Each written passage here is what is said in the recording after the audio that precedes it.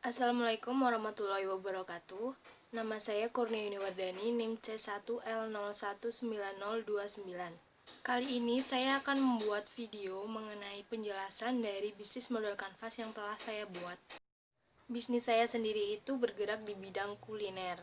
Saya membuat lumpia pedas, dan lumpia pedas saya ini memiliki varian isi, yaitu ada ayam, tongkol, telur, dan sosis.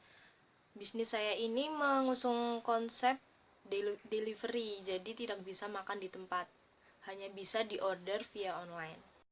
Nah, sebelum masuk pada poin, saya akan menjelaskan mengenai bisnis model kanvas itu sendiri. Secara singkat aja ya, jika kalian ingin tahu lebih lanjut mengenai bisnis model kanvas itu sendiri, kalian bisa searching, googling, atau baca buku. Di situ banyak banget informasi mengenai bisnis model kanvas. Sebenarnya bisnis model kanvas itu apa sih? Kalau secara teori, bisnis model kanvas itu adalah sebuah alat yang digunakan untuk menyederhanakan konsep model bisnis yang rumit dan kompleks agar dapat dimanfaatkan oleh organisasi atau wirausahawan untuk membuat, mendiskusikan, dan memahami sebuah model bisnis dengan lebih sistematis. Atau dengan kata lain, dalam satu kanvas atau dalam satu kertas ini kita sudah bisa melihat gambaran keseluruhan dari bisnis kita. Jadi dapat membantu kita dalam merancang atau menjelaskan bisnis yang akan kita jalankan. Nah, jadi dalam satu lembar ini sudah terlihat segmen pasarnya, keunikannya, dan aspek-aspek lain dari bisnis yang akan kita jalankan. Baik, langsung saja kita membahas bisnis model kanvas yang telah saya buat. Sebelumnya kita tampilkan dulu bisnis model kanvasnya. Ini ya.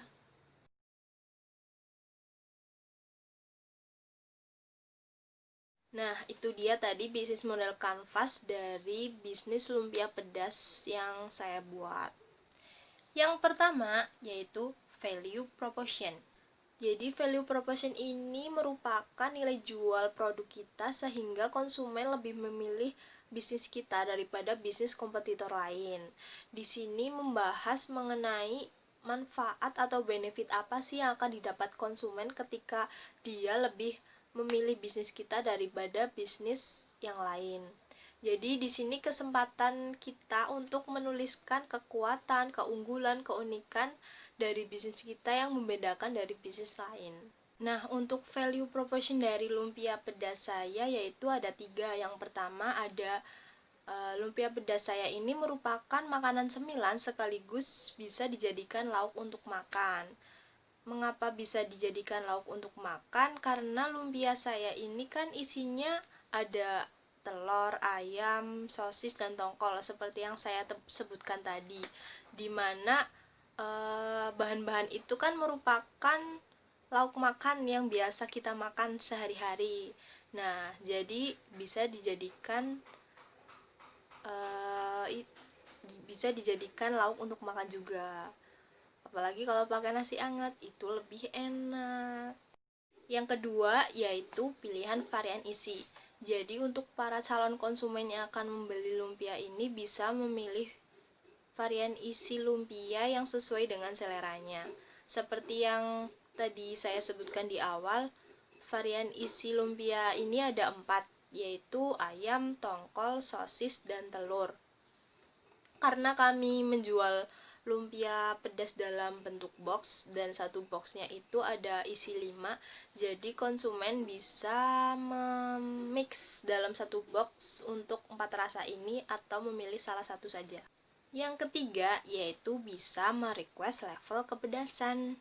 Karena lumpia yang saya buat ini pedas seperti judulnya ya, lumpia pedas. Jadi untuk yang tidak suka pedas atau yang suka pedas banget itu bisa merequest saat membelinya. 2. Customer segment. Selanjutnya yaitu customer segment. Nah, di customer segment ini kita menentukan pelanggan mana sih yang akan menjadi target bisnis kita. Customer segmen dari lumpia pedas saya ini ada remaja, orang dewasa, ibu-ibu muda usia 20 sampai 45 tahun, dan yang terakhir yaitu para pecinta makanan pedas. Kenapa remaja? Karena remaja itu biasanya identik dengan rasa penasaran.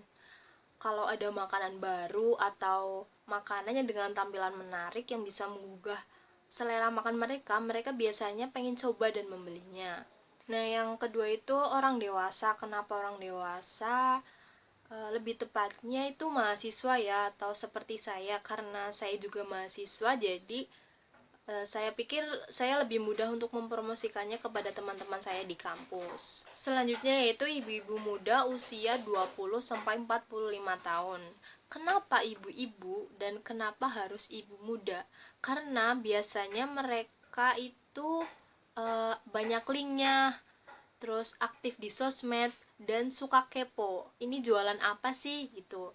Karena mereka masih muda dan aktif di sosmed, jadi mereka juga bisa sekalian mempromosikannya kepada teman-temannya. Nah, yang terakhir ini yaitu para pecinta makanan pedas.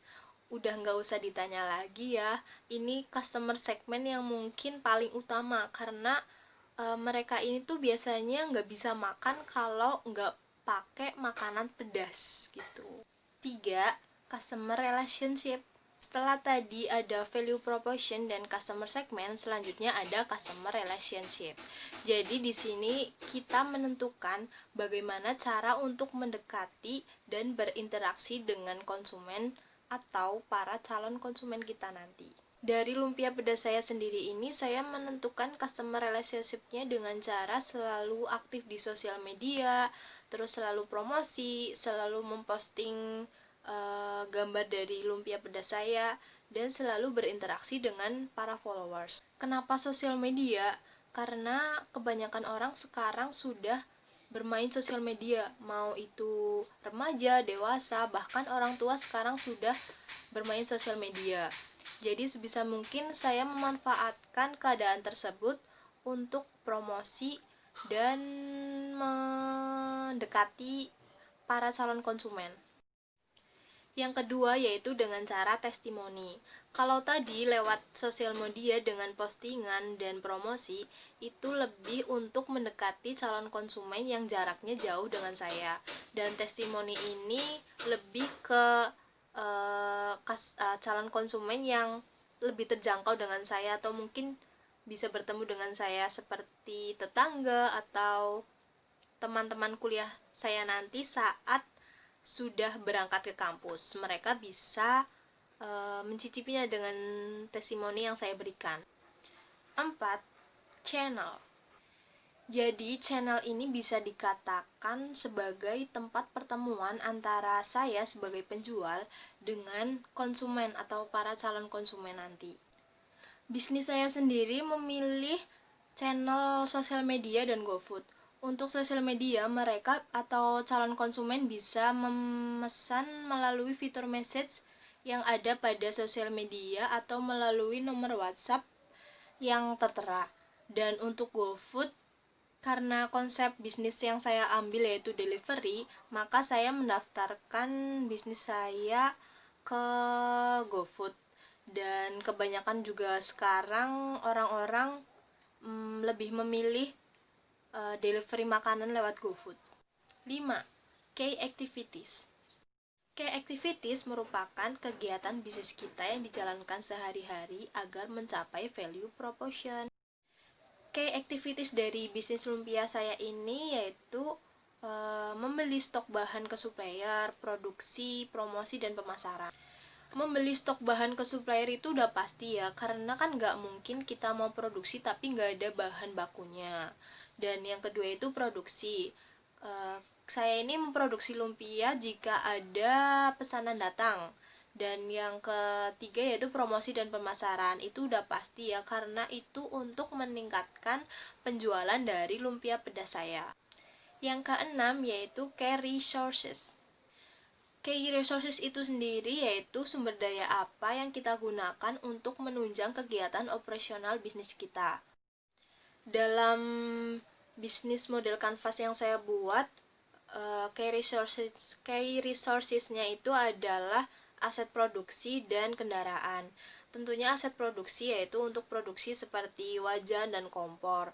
Dan untuk kendaraan ini yaitu untuk mengantar pesanan lumpia yang diorder lewat pesan WhatsApp. Karena jika diorder lewat GoFood kan sudah ada abang Gojeknya. Saya lupa untuk menuliskan handphone pada key resource ya, karena itu menurut saya sangat-sangat penting dalam berjalannya bisnis saya. Tentunya karena bisnis saya mengambil konsep delivery, jadi sangat membutuhkan handphone untuk kegiatan operasional bisnis saya. 7. Key partners. Key partner sendiri yaitu siapa partner kita dalam menjalankan bisnis. Partner saya dalam menjalankan bisnis yaitu ada supplier, teman dekat, teman kuliah, saudara, dan ada teman ibu. Kenapa supplier? Karena supplier ini tentunya untuk menunjang berjalannya kegiatan operasional bisnis saya, yaitu dengan menyediakan bahan-bahan baku yang akan digunakan untuk membuat lumpia. Dan untuk teman dekat, teman kuliah, saudara, dan teman ibu ini tentunya adalah untuk promosi, untuk meningkatkan penjualan dari lumpia saya sendiri. 8. Cost structures. Cost structure merupakan skema finansial yang membiayai operasional perusahaan kita. Berapa uang yang harus dikeluarkan untuk melaksanakan kegiatan perusahaan perharinya, berapa biaya sumber daya yang dipakai, dan berapa harga untuk pemasaran produknya. Untuk cost struktur dari lumpia pedas saya sendiri itu, yang pertama ada biaya bahan baku pembuatan lumpia pedas, itu udah pasti ya.